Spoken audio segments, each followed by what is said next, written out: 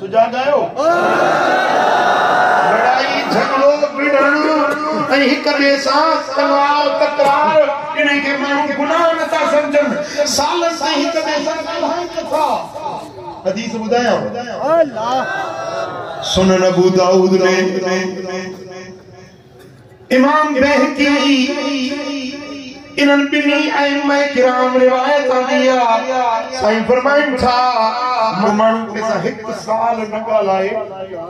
हिकिड़ो साल सलाम कलाम बंदि करे छॾे वो एॾो ॾोह आहे जो कंहिंखे क़त्ल करे उथट उन खे मारे छॾे एॾो ॾोह हिकिड़ो साल पूरो साल कंहिंसां ॻाल्हाइण ॿोलाइण बंदि कयईं एडो गुनाह जीअं उन खे उफट मारे रत हारे गर्दन गलो कटे छॾे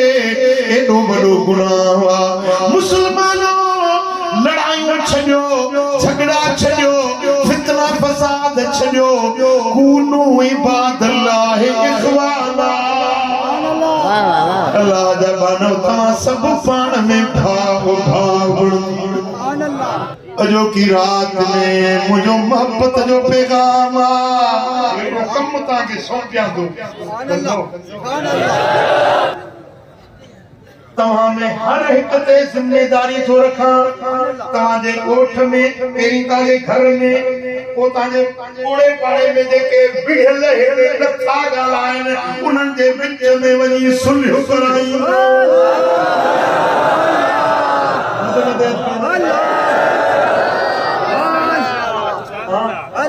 सुलह कराईंदो बाहर उठला परचाईंदो मिट माइट हिक ॿिए में नाराज़ आहिनि परचाईंदो साईं फरमाइनि था ॿिन्ही बिढ़ियलनि जे विच में जेको सुलह करे उनखे 20 हजन जो सवाब थो मिले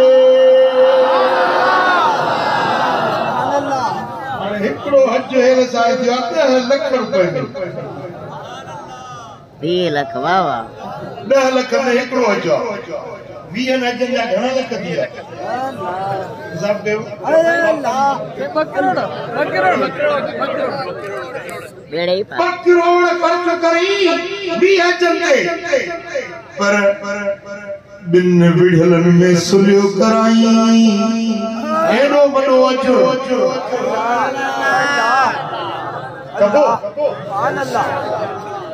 इमाम इस्बहानी रिवायत दिया हजरत अनस रज़ियल्लाहु तआला अन्हु तो चवे मदीने वाले साईं फरमायो मन असलह बैनन नास असलह अल्लाहु अमरहू जेको ॿियनि में ठहराव कंदो अल्लाह उन जा कम ठाहे छॾींदो तव्हांजा कम रुलियल आहिनि न नथा थियनि न पोइ चए थो साईं मसीह जो इम्तिहान थो ॾियां पर पास नथो थियनि को चए थो साईं इंटरव्यू थो ॾियां पर नौकिरी नथी मिले तव्हांजा कम रुलिया पिया आहिनि 1000 कम रुलिया पिया आहिनि तव्हां ॿियनि खे ठाहिण वारो कमु कयो तव्हांजा रुलियल कम ठाही वेंदा मदीने वारे जी गिरंदी साईं फरमाइनि था وآتاه بكل كلمة تكلم بها اتق رقبة जेको जिन खे ठाहिण जे लाइ ॻाल्हि ॿोल थो करे गुप्तो शनी थो करे उन्हनि खे झकी त हणी पवंदी ठहंदा सोलो ठहंदा झकी हणी पवंदी उहो जेको ॻाल्हाए थो उन ॿिन्ही खे ठाहिण जे लाइ जेतिरा लफ़्ज़ ॻाल्हायई नफ़्ज़ जे एवज़ पाणे आज़ाद करण जेतिरो अजुर उन जे दफ़्तर में ऐं साईं फरमाइनि था ورجع مغفورا له ما تقدم من ذنبه من के ठहरा सुनियो कराए मोटी आओ न पंहिंजे घर वापस मोटी आओ पंहिंजे ॻोठ में त जेॾी महिल घर मोटे थो त गुज़रियल सारी ज़िंदगी जे गुनाहनि खां पाक साफ़ बख़्शण थी थो भरे सुभान अल्लाह सुभान अल्लाह इनके विच में सुनियो करायो ठहराव करायो तव्हांजा कमर बुठाई ठहराव जेका जेका पाले के आजादी जो सवाब ॾींदो